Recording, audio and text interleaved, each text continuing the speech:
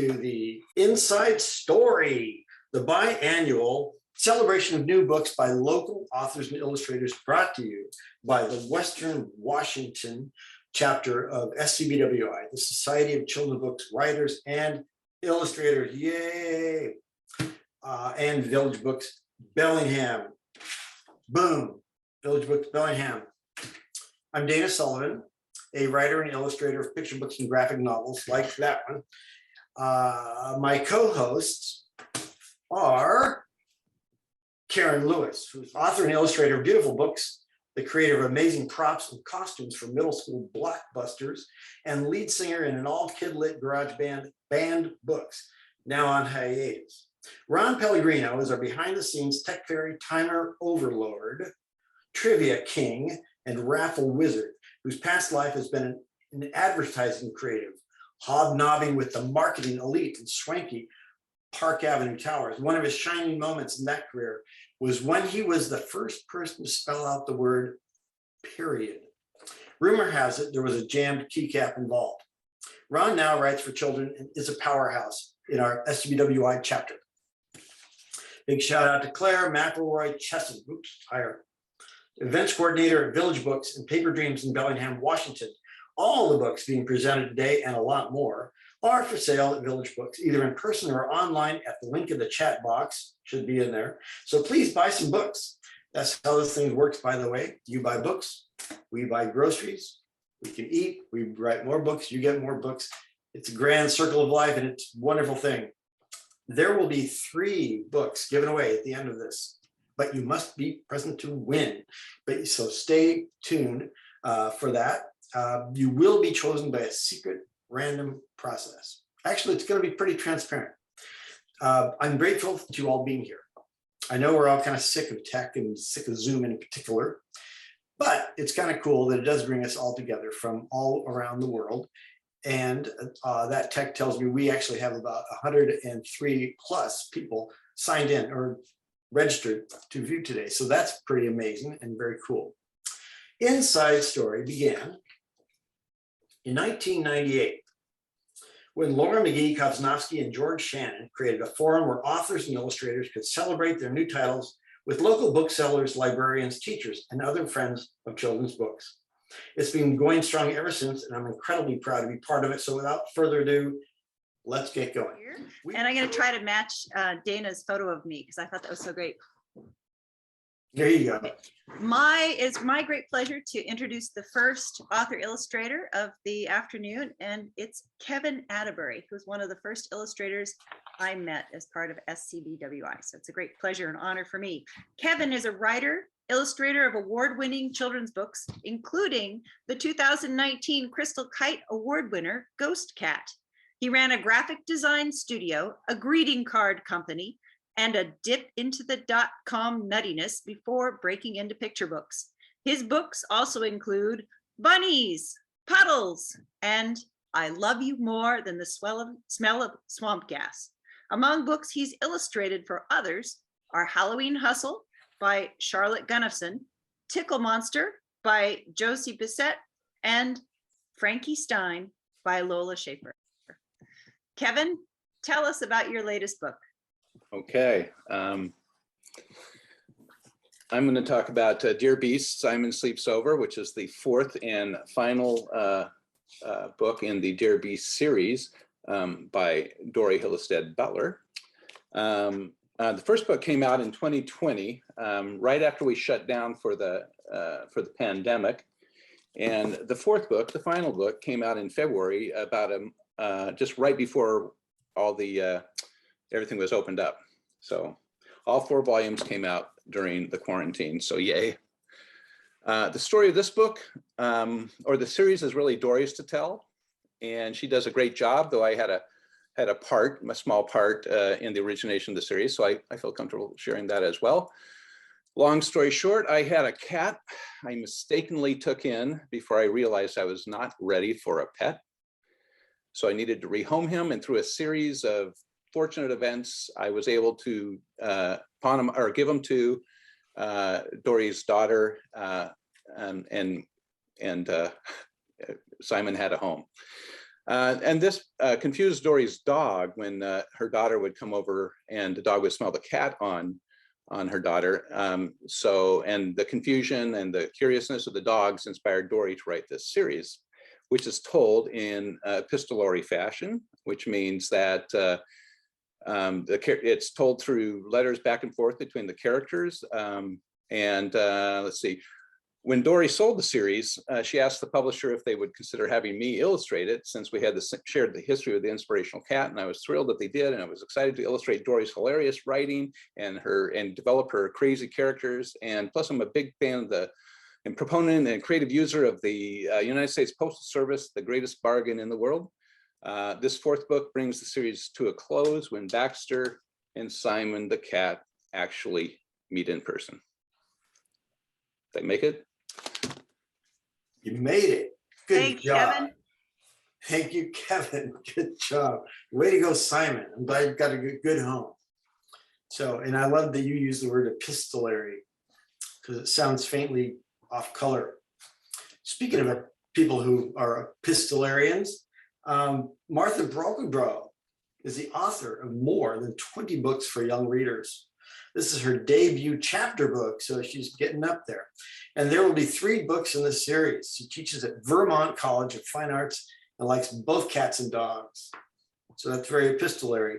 Let's hear about Martha's new chapter book, Frank and the Bad Surprise. Take it away, Martha. Let you see the cover first. Frank and the Bad Surprise is published by Levine Carrito Books, and it's illustrated by John Lau. So here's the story behind the story. As you might be aware, there are cats on the internet. So I was in the midst of one of the most difficult projects I think I'll ever do. I was writing the biography of Donald Trump called Unprecedented, and it was an absolutely dispiriting and grueling project.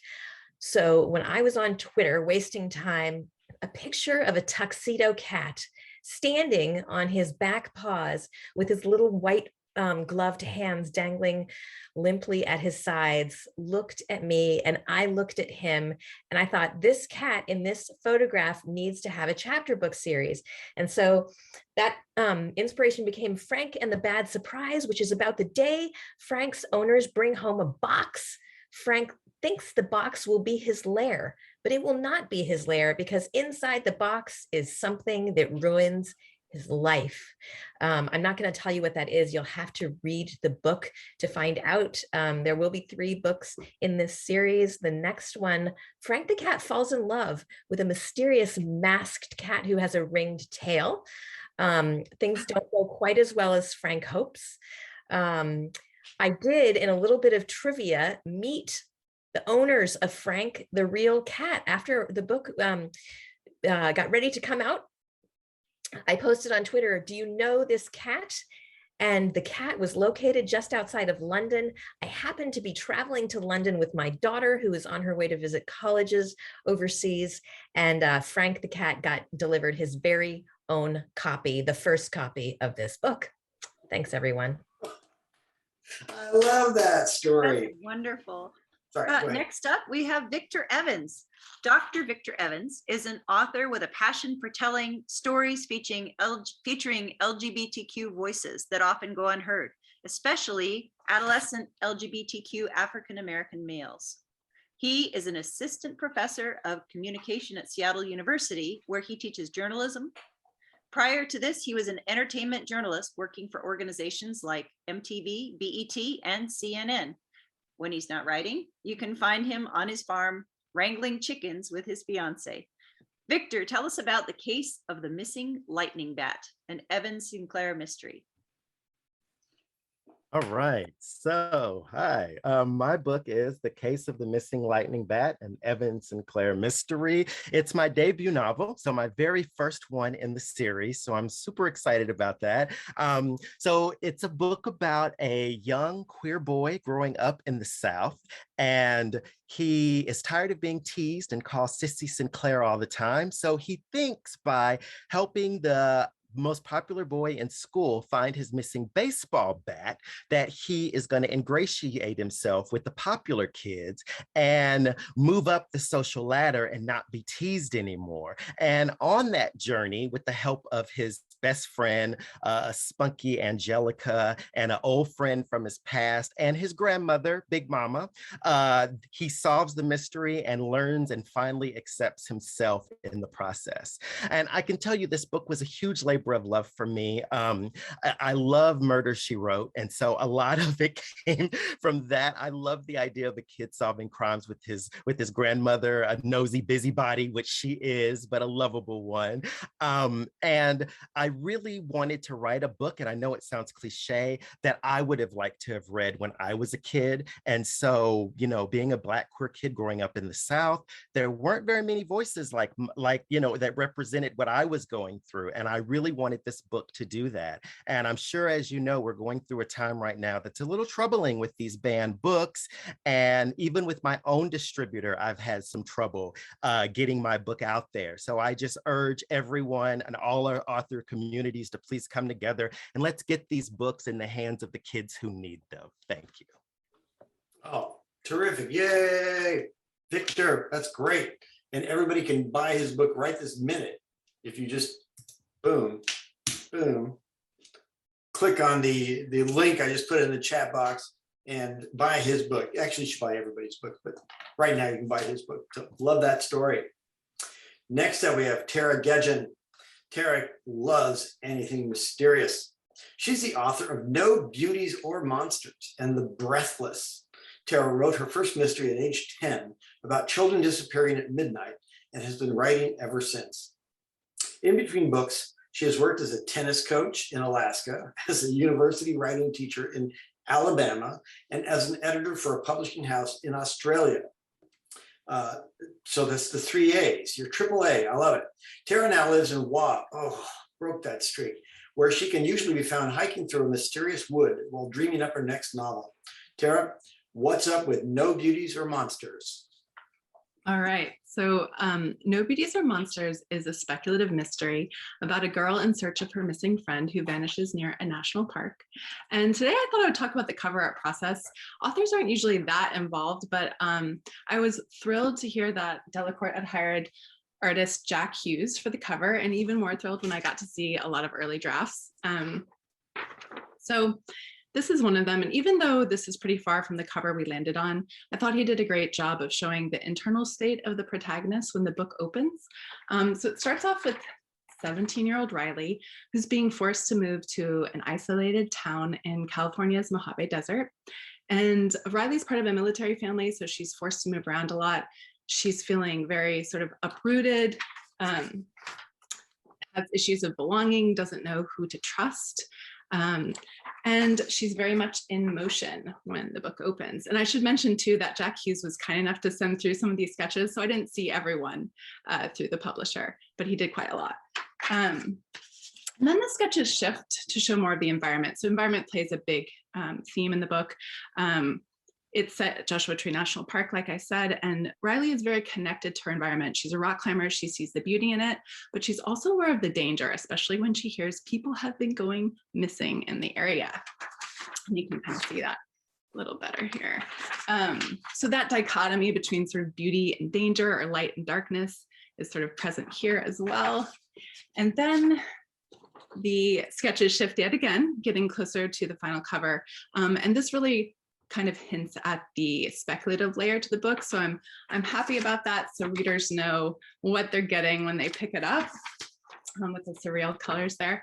And I just wanted to close by saying that it was such an honor to see so many different elements of the story portrayed through the artwork of Jack Hughes. And I hope you enjoy No Beauties or Monsters. Thank you. Wow, you know, Tara, you're like a human flip book. I love it. I'm going to play that really fast and it'll just be a cool animation. All right, Ron, I think we have something special for us now. Do indeed. There we go. Okay, the first trivia question. And what presenter has been bitten by both a raven and a cormorant? Though we're quick to point out, not at the same time. Your choices are Kevin Atterbury, Andy Powers, or Catherine Linka. And the actual answer is Kevin. The second question is, which presenter founded National Grammar Day? Carolee, Martha Brokenbrough, or Craig Orbach? Okay, there you go. We're sharing results, and Martha, a winner. Fabulous. Yes. And the correct answer. And the correct answer. Which presenter was a competitive gymnast and high school varsity cheerleader? Tara Gedgen, TP Jagger, or Victor Evans? Well, Tara came ahead in the polls, but the real winner is It's Victor. That is fantastic. I want to hear more about that. yes. Okay, the last one here is, which author has lived in 11 different states, as well as Guam and Australia?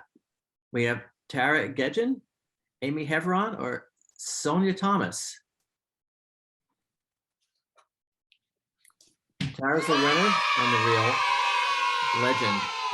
Way to go, Tara. Fabulous. Thank you so much, Ron. And it's my pleasure to introduce Amy Hevron.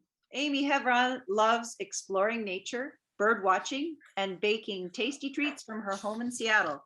She is the illustrator of several picture books, including Trevor by Jim Averbeck and Dust Bunny Wants a Friend, which she also wrote. This year, Amy has 3 nonfiction picture books coming out: The Tide Pool Waits, written by Candace Fleming, The Longest Journey and Arctic Terns Migration, which Amy wrote and illustrated, and Treehole Homes, written by Melissa Stewart. Amy is here to tell us about The Tide Pool Waits. Hi, everyone. It's great to be here. Here is The Tide Pool Waits, written by Candace Fleming. I was going to talk a little bit about my illustration process for this book. So this is a nonfiction picture book for young readers. And to start my process, I visited a lot of tide pools. Being here in Seattle, I was able to go to the Washington and Oregon coast and climb all over the rocks, get up close, peer down into the tide pools. And I took a lot of pictures, and those became reference for the color palette and for the illustrations in the book. And then I also visited the Seattle Aquarium, which has a great hands-on tide pool exhibit. So you can get up close to starfish and urchins, and you can actually touch them. And I took lots of pictures, and some of the little critters that are in the aquariums there actually are in the scenes in this book. And then when I started working on my sketches, I realized that time of day was going to be really important for the scenes. So I picked up a tide chart. Here's the tide chart that I picked up. And I picked a day in July, and I sketched out the whole book, all of the scenes based on the times of the tide. So it helped me to know the position of the sun and the moon and the brightness of the scenes, and then also the sea level. It helped with that for consistency. So I have some little sketches here that I started. I don't know if you can see them very well. They're little thumbnails that I did on these Post-it notes. And so the book starts at midnight when the moon is high in the sky and it's high tide. And then it moves through 2 a.m., 4 a.m., 6 a.m. And, you see the sun is coming up. And so I kept, moving through the rest of the book. And so low tide is then at 8 a.m. And then moving on, we get into the afternoon. So that was sort of just my early sketches for the book. And that was what I had to share for my process. That's really cool. I'd be in trouble. I can't read a tide chart to save my life. And it was a lot of fun.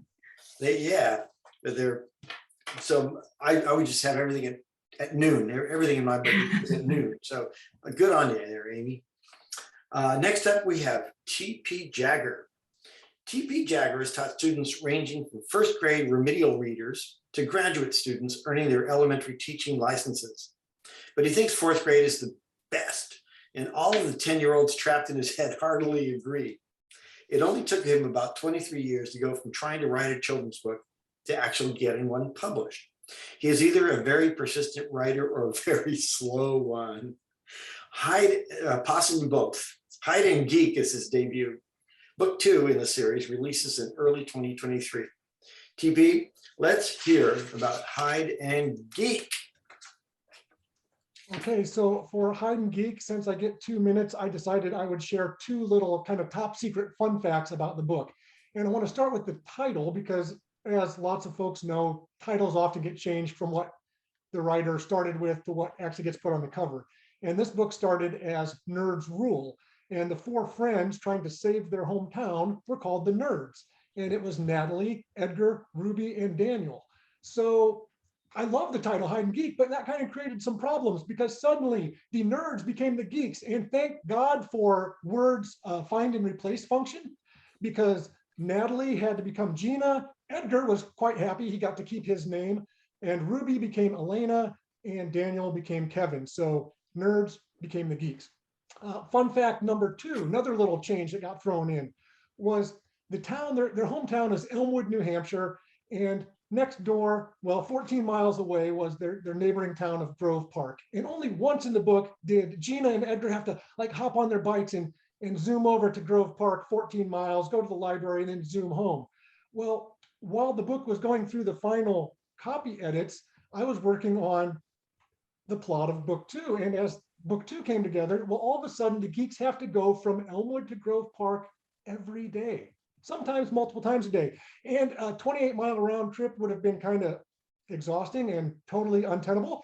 So boom, the 2 towns had to come together. And so at the last minute had to go back into book 1 and smush the towns together, get rid of 14 miles, just stick a river between the 2 towns and put a bridge, good to go. So now the towns are right next door. There is no 14 miles, and the geeks, not the nerds, can go back and forth all they want.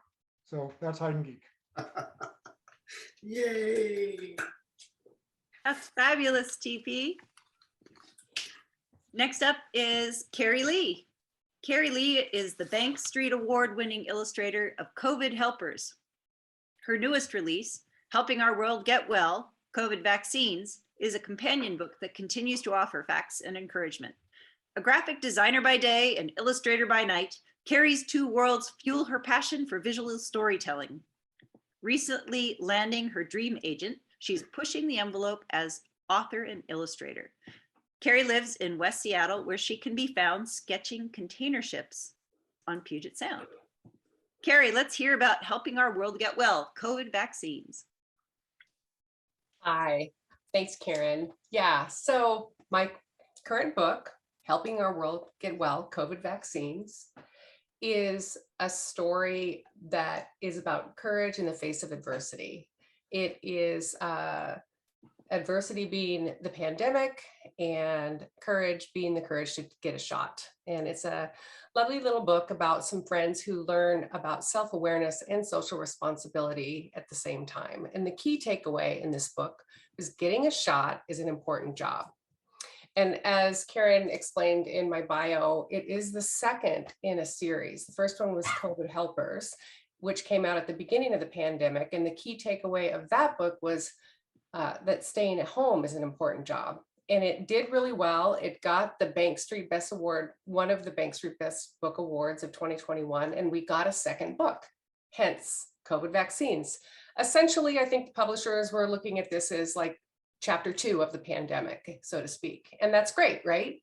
However, I had some real concerns about the sort of the agenda of this book, which is scary in itself to have an agenda, and telling kids anything isn't necessarily going to be a good way to tell a story. And we're telling them to get a shot. So I was, as an illustrator, I was a little concerned about how this was going to work out. I mean, telling kids to get a shot is going to seem bossy, maybe even a little scary, and I wasn't sure how it was going to play out. Why would a kid care? Why would they want to read a book about getting a shot? And it occurred to me. I really thought about it and I was like, well, what is fun about getting a shot? Is there anything? And the reality is there is one thing that is fun about getting a shot. The Band-Aids. Everybody loves a good Band-Aid, kids especially. So that sort of sent it into a place where I, as an illustrator, could get excited about illustrating the story to bring in some fun about it. the characters started coming together. The world started making sense, and it became obvious that you really can turn fun and social responsibility into something positive. So that is my inside story about helping our world get well, COVID vaccines. Thanks, Carrie. So cool. Thank you. Yeah. All about the Band-Aids. I love it. Band-Aid. I got a Band-Aid just the other day. I'm very proud of it. All right, cool. Oh, and if you want to get your own Band-Aid because Carrie's giving away Band-Aids with every book sold. So that's not actually true. Just go to that link I just put in the chat box. Next up, we have Catherine Linka, a writer of character-driven suspense. Catherine Linka is the author of the award-winning dystopian, A Girl Called Fearless, and its sequel, A Girl Undone. Kirkus called her most recent novel, What I Want to See, an engrossing novel about art, self-expression, and making amends. It received a starred review from Booklist and was a Bank Street College of Education Best Books of 2021 for 14-year-old not sorry. Catherine received her MFA in writing for the Vermont College of Fine Arts. Catherine, tell us about your YA novel, What I Want You to See. Hi, everyone. What I want you to see is an upper YA adult crossover. It is set in Southern California, and it is the story of Sabine Reyes, who has just won a full ride to the top art school of her dreams. She hopes to be mentored by Colin Krell, a rising star in the art world, but Krell savages her paintings in class, and Sabine becomes convinced that she is about to lose her scholarship. Desperate to survive, she accepts help from a former student of Krell's, but soon discovers she's a pawn in a masterful crime. Even though What I Want You to See is about the art world and art crime, at its heart is the story of a young woman trying to survive an enormous loss. Whenever you write a book, you do an incredible amount of research, and sometimes it takes you places that you don't anticipate. When I was writing What I Want You to See, I learned a lot about homelessness and housing insecurity among high school and college students. It is often invisible, and students like Sabine Reyes don't want their homelessness to be their identity. Sabine refuses to tell her new friends that she's been living in her car for several months, not because she's ashamed, but because the only label that she wants is talented artist. I think the praise that has been most gratifying to me for this story is when a high school student told me that What I Want You to See is a favorite in her classroom, where many of her students have experienced housing insecurity, and What I Want You to See has made them feel seen. Thank you. Thank you very much. I want to read it now, Catherine. Definitely. Me too. Yeah. All right. Ron is going to take it away with some more trivia. Find out more.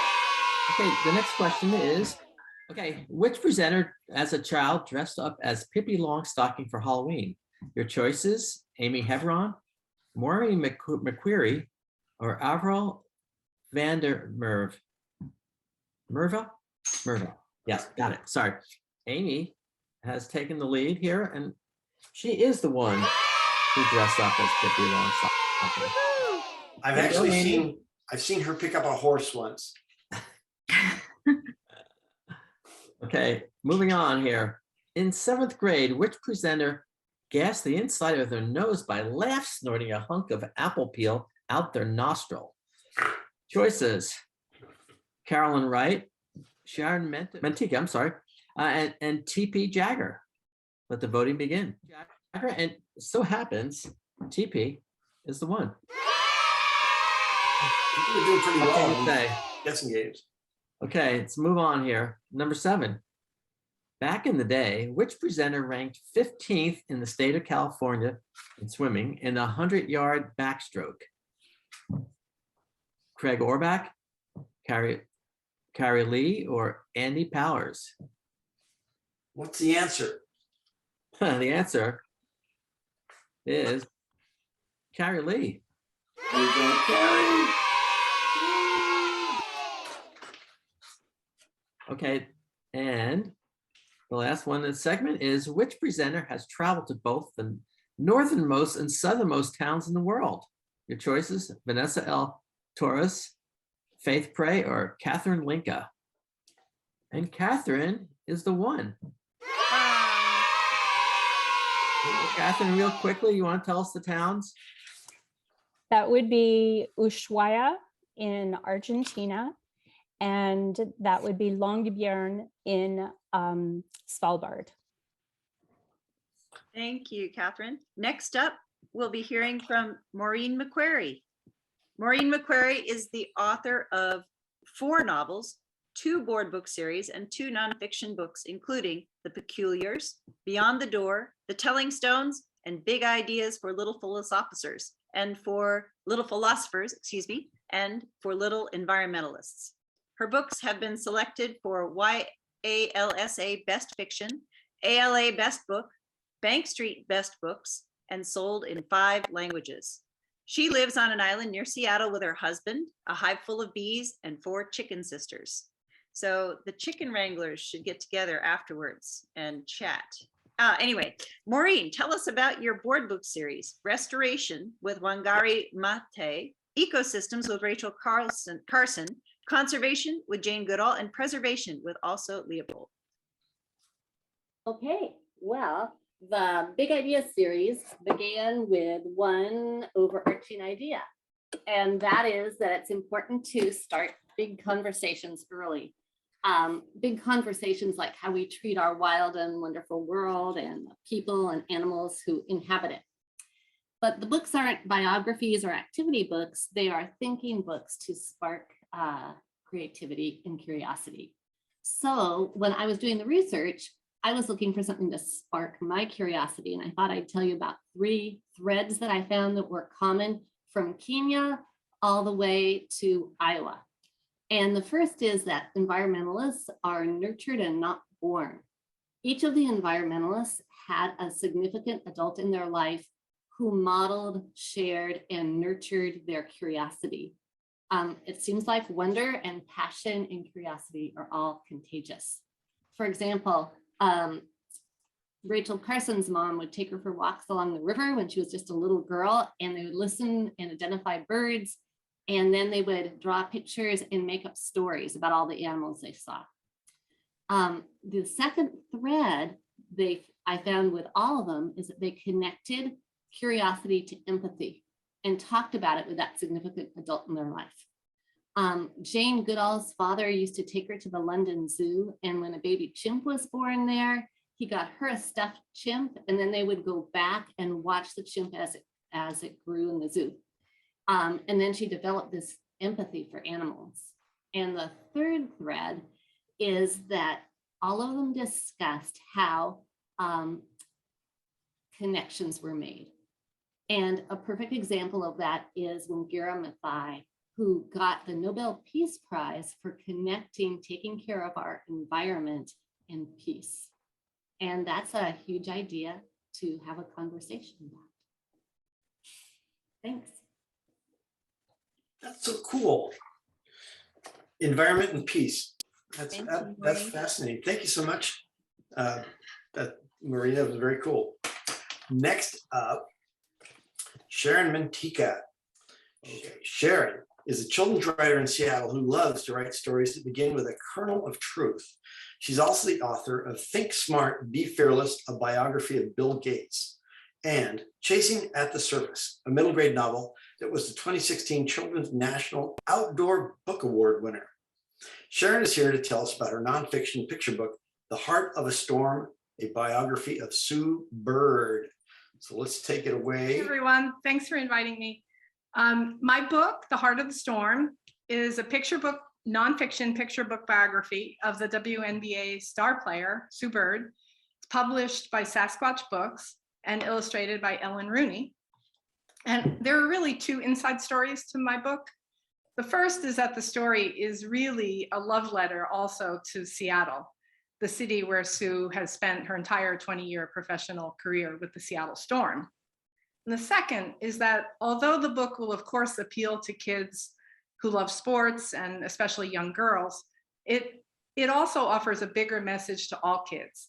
And that is that you can be strong as well as being kind at the same time, which Sue has demonstrated in her whole career. And now by being a mentor for younger players and using her popularity to work for the issues that she cares about, two of which are LGBTQ rights and pay equity for women in sports. The book also has quite an extensive back material, including an intersecting timeline of her life and the history of basketball, and information on Title IX, which is the legislation that ensured girls and women access to sports participation. Final fun fact, we held off on the printing as long as we could in the hopes that the Tokyo Olympics would go forward and that Sue would play, and she did, and she won her 5th gold medal. So I hope you enjoy it. Thank you. Not bad. We don't want to miss Craig. No. Craig is an award-winning illustrator. He's celebrating 20 years in the business. A few previous titles are Can Man, Gifts from the Enemy, and Born to Draw Comics, the story of Charles Schultz and the creation of Peanuts. This fall, keep an eye out for his new books, starring Steven Spielberg, and 2 Boxcar Children books, 2 new Boxcar Children books. Craig is here to tell us about Boxcar Children, Mystery of the Spotted Leopard, and The Big Spill Rescue. I'm happy to be here, thanks. The 2 books, again, I'm presenting are part of the Boxcar Children series. Can you hold them up, Lewis? There's one. The first one is The Big Spill Rescue. And then the second one is The Mystery of the Spotted Leopard. These are chapter books published by Albert Whitman and Co., and they come in both hardback and paperback versions. The book series was originally created and written by Gertrude Chandler Warner, and the first book actually was published in 1924, which is pretty amazing. And she kept writing these books until the 1970s, and then they were taken over by other authors. So this spin-off series that I illustrated is follows the Alden siblings, Henry, Jesse, Violet, and Benny, and as they help endangered animals around the world. The Big Spill Rescue takes place off the coast of Connecticut, near their hometown of Greenfield, and involves a dangerous oil spill, while The Mystery of the Spotted Leopard takes place in India in the Himalayas. Like all books in the series, there is always a central mystery that the kids want to solve. And with this series of books, it's also about protecting wildlife and the environment. I was approached by the publisher in April of last year to illustrate 4 books in the series. So the final 2 will be coming out in the fall. And I wasn't that familiar with these books before, but was really excited once I learned more about them. And my son, Lewis Orbach, who's 8, was also able to help me model for one of the characters. And I went to the Seattle Zoo, the aquarium, and the Tacoma aquarium and to do research. So for the illustrations, I had to do 40 interior ones along with a color cover. So here's one of the interior ones. And this was done on the computer using the program Procreate, which was new for me as of a couple years ago. Anyway, so I guess my time is up. Anyway, I hope you enjoy the books. Thank you. Wait, we need to see Lewis. We need to see Lewis. There we go. Oh, you look just like the book. Hi, Lewis. Good to see you, Lewis. Thank you, Craig. That was great. You could have just had Lewis do your program. I'm just saying. Okay, next up we have Andy Powers. Andy Powers is a writer for children, of course, and her debut picture book, I Am Quiet, will be released by Bala Kids on April 12th. Was released, sorry, April 12th. Andy's currently a writer for Bravery Magazine. Currently lives and works in Seattle with her husband and 2 daughters. Andy graduated with a Bachelor of Arts degree in writing, literature, and publishing from Emerson College in Boston, Massachusetts. In Boston, she interned at the prestigious Hornbook magazine, which ignited her love for children's literature. Andy is here to tell us about I Am Quiet, a story for the introvert in all of us. Let's hear it. Hi, my name is Andy Powers, and my book is I Am Quiet, a story for the introvert in all of us, and it was illustrated by Betsy Peterson. And I wrote this book primarily with my own daughter in mind. She was 14 months at the time that I wrote it, in my head in the car. And now she is 7. So that's how long it's taken. And I wrote it after a grown-up at a music class. I felt like labeled her inaccurately and said, don't be shy. And I thought, well, you know, she's not shy. She's just quiet. So I worked with the illustrator in a kind of a non-traditional way to I actually chose her, which is not normal. And we got to work together about how Emil's inner world seems very quiet. But then when we see his outer world is very quiet, but then his inner world is very vibrant and alive. And his imagination shows through on the pages. And so we kind of went for a cover design that shows that as well, that Emil is vibrant and alive and bold and amazing, but maybe others perceive him in kind of a quiet, you know, like a negative space. And this is my burn book. If anyone knows what that is, you're on my team. And basically, we got to go through all the illustrations together and make changes. And this is one little example of a change that we made. Emil was going to lasso the whale, but we actually changed it to waving and saluting to the whale because we wanted him to be a little kinder. So that's I Am Quiet, and I'm actually just now working on the second in a possible series called I Am Bold. So hopefully the story will move along with different characteristics of different children and how they're perceived by the outside world and by themselves. So thank you for having me here. Thank you, Andy. It's fun. I love the contrast between his interior and exterior, and the cover does handle that very, very well. Love it. All right, now I think I've got it right. Ron, is it really time? And it's time. Okay. Now we have our last 2 poll questions, trivia, and let's go right to them. Which presenter has toured the Chernobyl nuclear reactor and has lived to tell about it? Our choices are Maureen McQuarrie, Vanessa L. Torres, or Victor Evans. Vanessa, you have won this race, but the real visitor is Maureen. I'm glad you lived to tell about it, Maureen. I really am. We all are. About it. Now back to some books and authors. Next up, we have Faith Prey. Faith Prey, yes, that's really her name, comes from a family of talented children's book creators. After a stroke left her struggling to find herself as a writer, Faith started making art. She lives with her husband, 4 kids, 1 cat, and 1 puppy in Port Townsend, and likes to make at least 2 imperfect tries at something every day. I think that's 2 perfectly imperfect tries. Yes, because she's going to tell us about Perfectly Imperfect Mira, which she wrote and illustrated. Hello, it's good to see everybody. Well, actually, I can't see you, but it's really nice that you're here. So this is Perfectly Imperfect Mira, and I actually wrote this book inspired by my own daughter, who at the age of 12 decided she was done playing soccer. So our family is like a very soccer family. Very soccer, I don't know if you can say it that way, but they love soccer. They're nuts about it. But when she was 12, she was like, I'm done. No more soccer. Please, I want to become a gymnast. And at the age of 12, that's kind of a brave step because many kids who do gymnastics are pretty experienced at that or have been doing it for a while.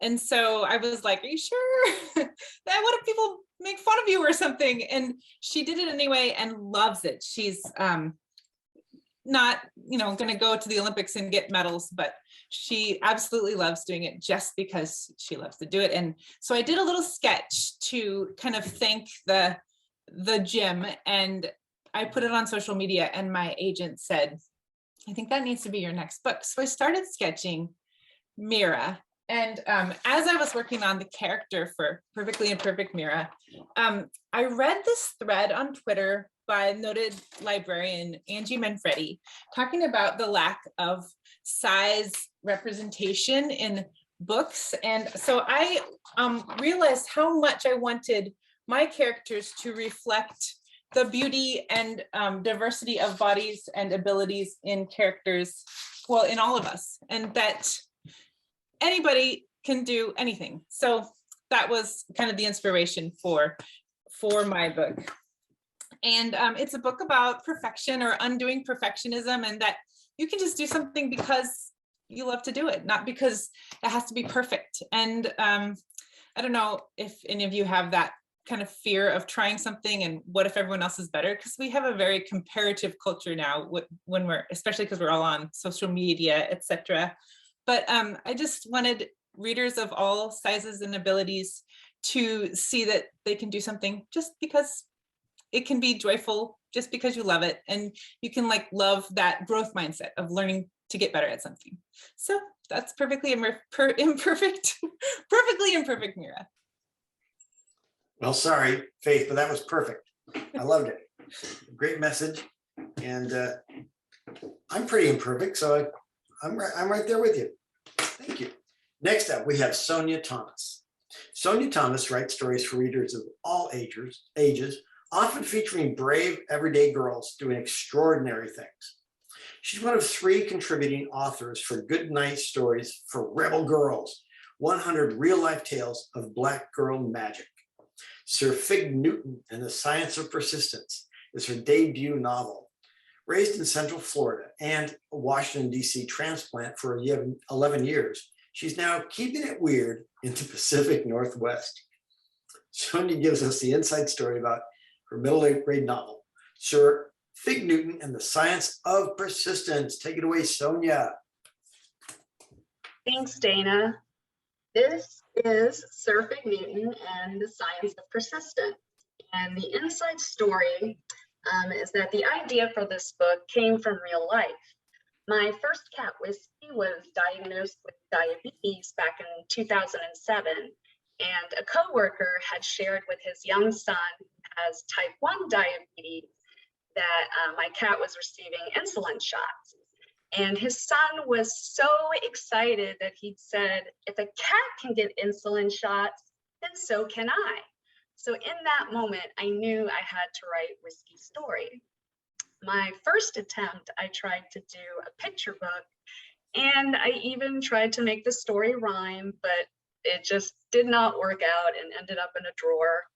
And several years later, I was reading Kate DiCamillo's Flora Ulysses, and then it hit me that this book was meant to be a middle grade. And scenes and dialogue just flooded my imagination, and I spent the night writing everything down. And what's really cool is that a lot of what I wrote that night ended up in the final book. Now, I didn't think that my cat's name Whiskey was appropriate for a middle grade, so I changed the name to Whiskers. But a beta reader had pointed out that the main character, Myra Williams, a 12-year-old scientist who knows that she's going to be an astronomer and astronaut when she grows up, would probably name her cat something different. So I agreed and smashed up Sir Isaac Newton and Fig Newtons, and her cat's name became Sir Fig Newton. And that's the inside story. Great. Thank you. That's fabulous, Sonia. Next up, we have Vanessa L. Torres. Vanessa L. Torres is author of books for young readers. She loves to read anything with a vivid setting, but there's a special place in her heart for urban tales. She was born and raised in Minneapolis and now lives in Olympia. She is proud member of Las Musas, first writer-illustrator collective of Latinx women and other marginalized authors. When she's not writing, she balances her time between anything outdoors and her other job as a firefighter and paramedic. Excuse me, I have a cough. Vanessa will tell us about her YA novel, The Turning Point. Excuse me, folks. Okay, hi everyone, sorry. Can you hear me? Yep. I don't have my book to hold up. I have a bookmark and a book plate because I unexpectedly found myself in the Bahamas today, and that is the truth. So here I am on Andros Island getting ready for a dive trip, and I don't have my book with me. But my book is titled The Turning Point. It is my debut. It came out in February with Penguin Random House, and it follows Rosa Dominguez, a ballet dancer in 1983 Minneapolis, who is navigating some complex family expectations after they've undergone some significant trauma. She also has a new love in her life, Nikki, who looks better in his point shoes than she does. And then she has her own aspirations to dance for the Purple One himself, Prince, who happens to be rehearsing for the movie Purple Rain above her studio. So this book is directly inspired by my own experience as a dancer with the Minnesota Dance Theater in Minneapolis. I was one of the very few inner city kids in the children's performance division and one of the very few kids dancing with financial assistance. And I basically grew up on this kind of in the neighborhood around where the Minnesota Dance Theater is. At the time in the 80s, it was called Block E, and quite notorious, actually responsible for more than half of the total crime in all of Minneapolis. And I basically came of age there, going in and out of all the shops and buying all the posters from the head shops and pizza and all sorts of just places I probably shouldn't have been. But, you know, my mom was working with two younger kids in my family, and then my dad worked nights. And so I would take the city bus by myself downtown and go to dance class. And then I heard one day that Prince was in the house and he was friends with our director. And I snuck upstairs to the studio and watched him rehearse for the movie Purple Rain, and they would let me stay and watch. And that was kind of the spark for the book, those memories of watching him learn how to pirouette and watching all the choreography that was actually used in the movie. And I will say that I stalked a few elevator rides so that I could ride down the elevator with him. And when he died, I had to write about it. I mean, there just wasn't anything else in my head at the time. And you just couldn't grow up in Minneapolis without knowing who Prince was. And so it just started pouring out of me. And I'm just really happy with how it turned out, and really excited that it's out there in the world. And yeah, thank you, readers. Thank you, Vanessa. Wow. Yeah, I'm trying to remember the last time I just found myself in the Bahamas. So that's pretty cool on a dive trip. I must say we have quite an impressive array of we have firefighters, we have divers, we all kinds of doctors, gymnasts. I love it, broken noses. Okay, let's move it on. Ron's telling me the timer. Avril van der Merwe is the author of so far 5 children's stories set in Africa. A former educator from South Africa, Avril is passionate about books, literacy, and wildlife conservation. She works as an inspirational writer and speaker while continuing to write children's stories and adult fiction and nonfiction. Avril regularly travels back to South Africa to partner with schools and nonprofit organizations working in both literacy and conservation. Avril, tell us about your picture book, Pangolin Plays a Prank. Well, Pangolin Plays a Prank is the 5th book in the series, and each of the books are about threatened or endangered African animals. And the purpose behind the books is to foster in children empathy for the animals, so that, as was mentioned earlier, that later in life they would have a tendency to be protective towards the animals rather than exploit them.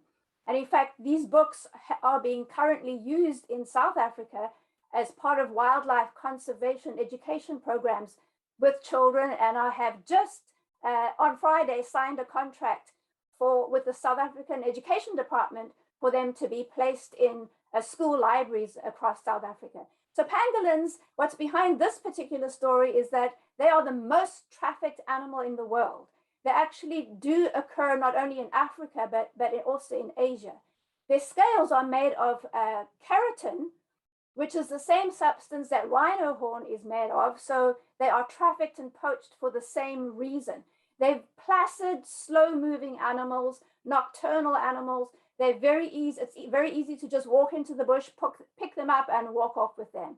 Their only defense mechanism are their scales, which are very hard and have very sharp edges. In fact, they're the only mammal in the world whose scales cover their entire body, with the exception of their soft underbelly.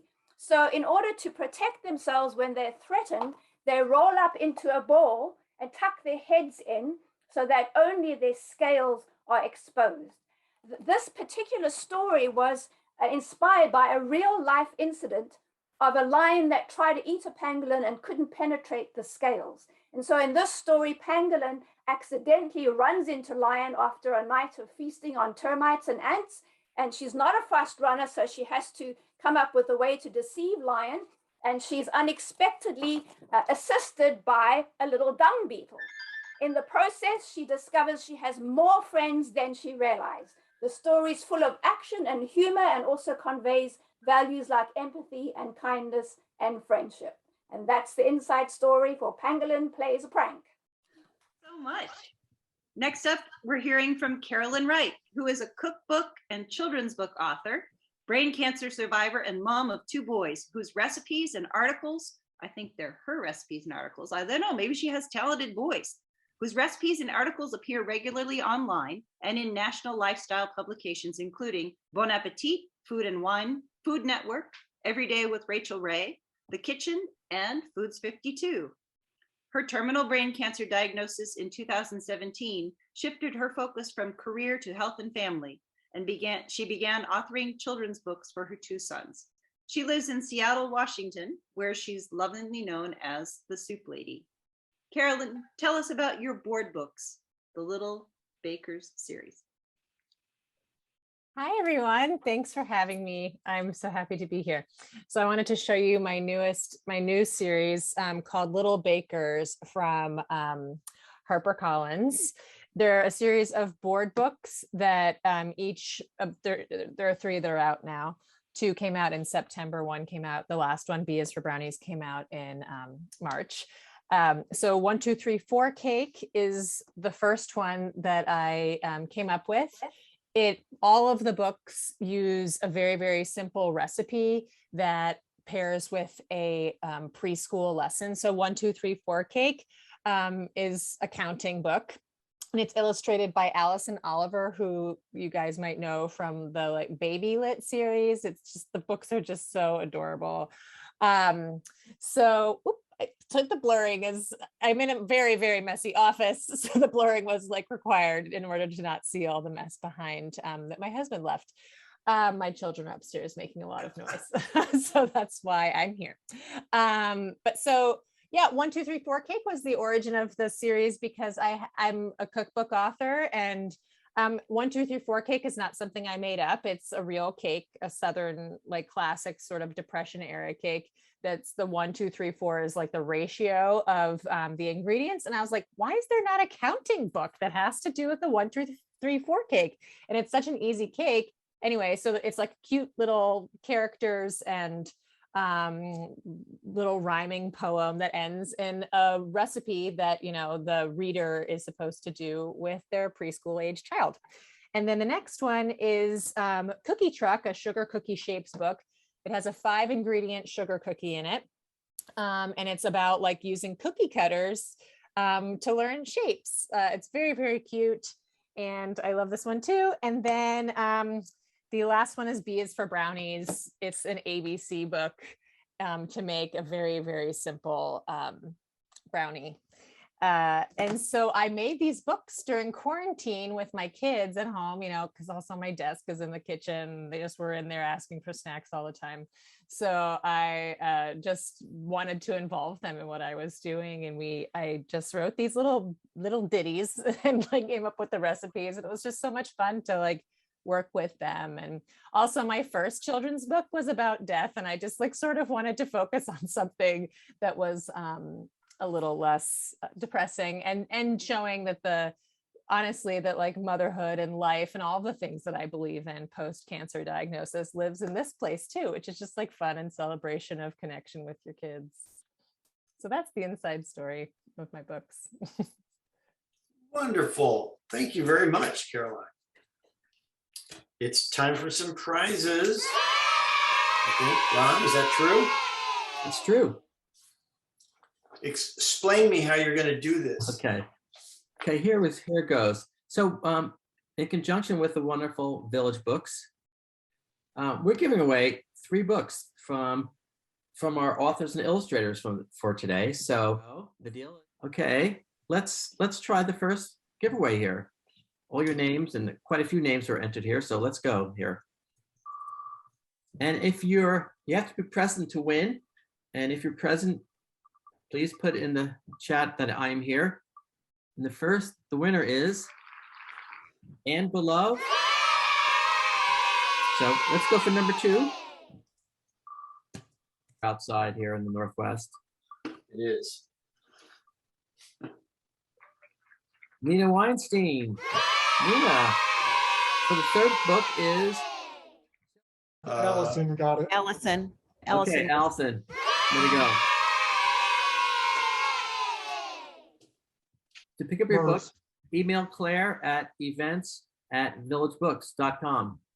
And the rest of you, yes, can simply buy books. So thank you so much, Ron, and thank you for that crazy wheel. And remember, you can call Village Books at 360-671-2626. Operator standing by.